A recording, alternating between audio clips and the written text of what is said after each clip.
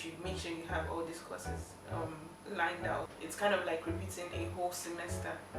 They just break down and then they start to cry.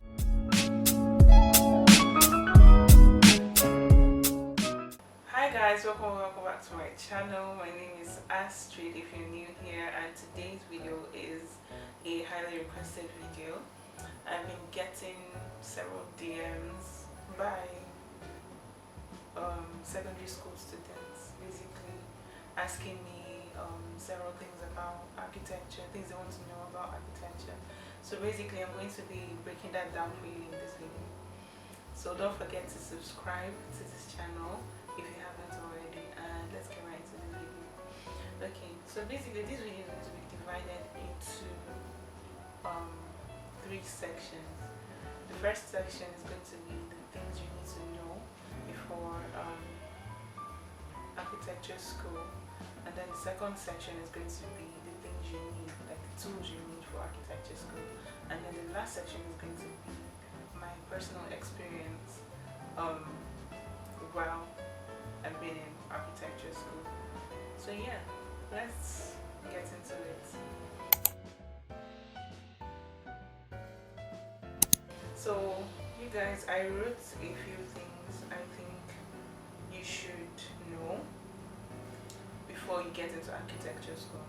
So basically you're in secondary school right now and you're basically thinking about the courses or the subjects rather that you should be taking in order for you to achieve your goal. The courses I would recommend for you to have, the main ones I think you should have, are basically your basic maths, your further mathematics, your physics, geography, and English, and the most important one, which is technical drawing. So yeah, you should make sure you have all these courses lined out when you're writing your external exams, just like your WAEC and NECO and so on. The second thing you need to know is that architecture is a really expensive course. So you should be prepared to spend a lot of money on your tools, especially your drawing tools, modeling tools, and so on. So if you're not ready for that, then I think you should reconsider studying the course. The third thing you need to know about architecture is that you're going to have to sacrifice 2 main things. You're going to have to sacrifice your social life, and you're going to have to sacrifice your sleep. What I mean by this is, basically, with the kind of workload we get, because in each semester there is a handout given to you on a particular project that you're going to do. So this project lasts for the whole semester, and you basically do not have time for any other thing besides that project. You literally spend all your time dwelling on your project till you're done, and then you present in front of your jurors and you get scored. So basically you cannot afford to fail it, because if you fail it, it's kind of like repeating a whole semester. Design, if you guys know what I'm talking about, which you probably don't know, design is what I'm talking about. That's the hardest course in architecture. So you would have to sacrifice your social life for it, unless you're able to schedule or plan out yourself properly. Then yeah, you can actually go ahead with your social life. Other than that, then you will have to sacrifice it. The second thing I mentioned was your sleep. I need you people to prepare your mind. You need to understand that you're going to be working late nights at the studio. You're going to be working late hours, so you need to be able to prepare yourself basically. So for those late night hours, the things you need for those late night hours include like your water. You need to take your water. You need to take snacks if you need be, because you're going to be staying the whole night, depending on how much work you have to do. So yeah, the next thing you need to know before architecture school is, the biggest one of all, is for you to avoid being a procrastinator. You guys, this has been a problem for a lot of people that get into architecture. I won't lie, I also like that. I procrastinate a lot, but somehow, I don't know how, but somehow I'm able to deliver my work on time.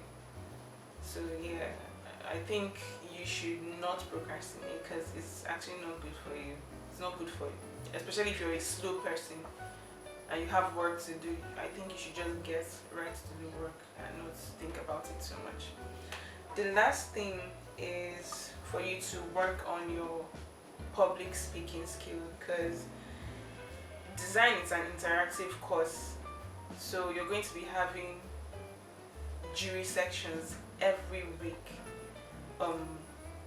So your lecturers can see, or your design master, your studio master at the moment, the level you're in, can see whatever mistakes you, or whatever progress you've got into in your work. So you're going to have to present your work each week. So you need to get your public speaking skills up, and yeah, basically, because you're going to be talking to your lecturers, you're going to be talking to external jurors, you're going to be talking to your colleagues, like your immediate colleagues, you're going to be talking to your seniors, you're going to be talking to your juniors. So yeah, you need to get yourself prepared for public speaking. There have been situations where a lot of people break down because they're not prepared. They just break down and then they start to cry. Like, there have been several situations, like right now it's normal for people to cry during their presentation because it's either they're not well prepared or they're just tense or something. So I think you should really work on your public speaking skills. Yeah. Okay.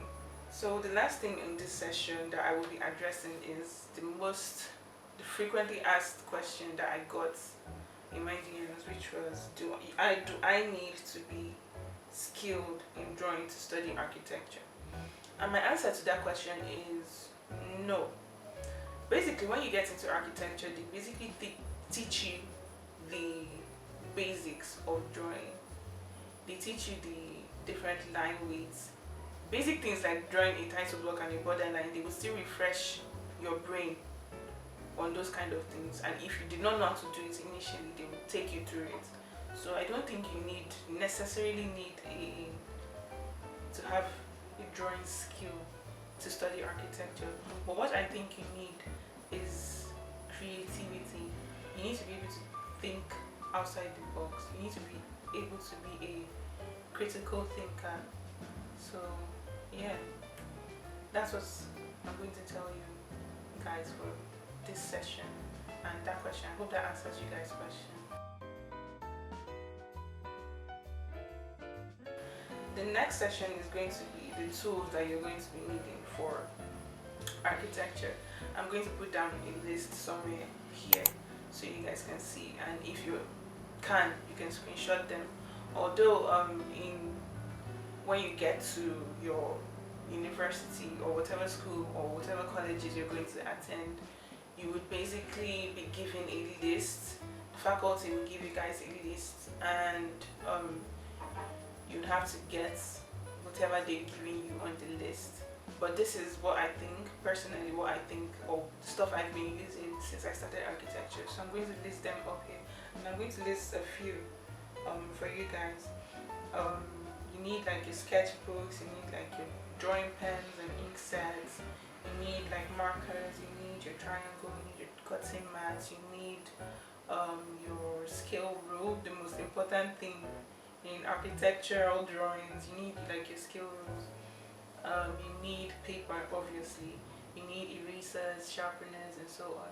The list is going to be up here, so and it's also going to be in the description box. So in case you aren't able to screenshot it on the video, you can just go to the description and screenshot it too, so you can be prepared before coming.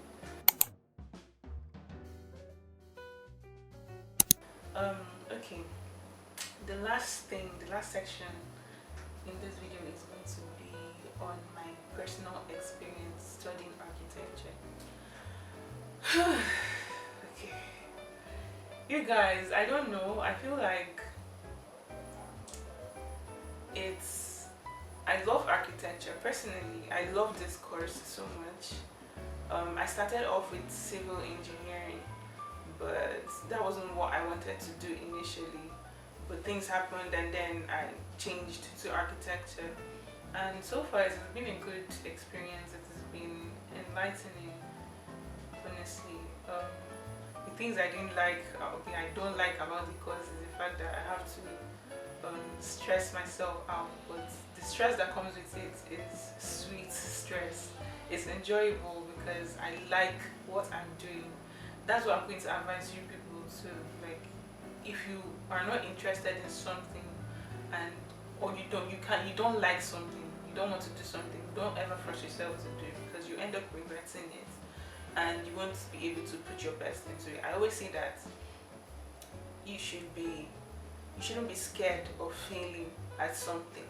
You should rather be scared of not putting in your best into whatever you put your mind to do. So basically, my experience in architecture has been an amazing one. Personally, I don't think I'm going to want to go in depth into studying or doing my master's in architecture, because it's a very hectic course. It's the hardest course in the world. If you're not going to be able to cope with it, then you shouldn't even think about doing it at all. So yeah, I think I'm going to close this video here. I procrastinated a lot before I shot this video, like, you guys don't even understand. But yeah, I think I'm back. I'm going to be back and posting consistently on my channel. So you guys shouldn't forget to like, comment and subscribe to my channel. Please, you guys should subscribe. Stop watching my videos and going away without subscribing. Subscribe to my channel, please, you guys. And I hope this video was informative. Thank you guys for watching. I'll see you guys in my next video. Bye.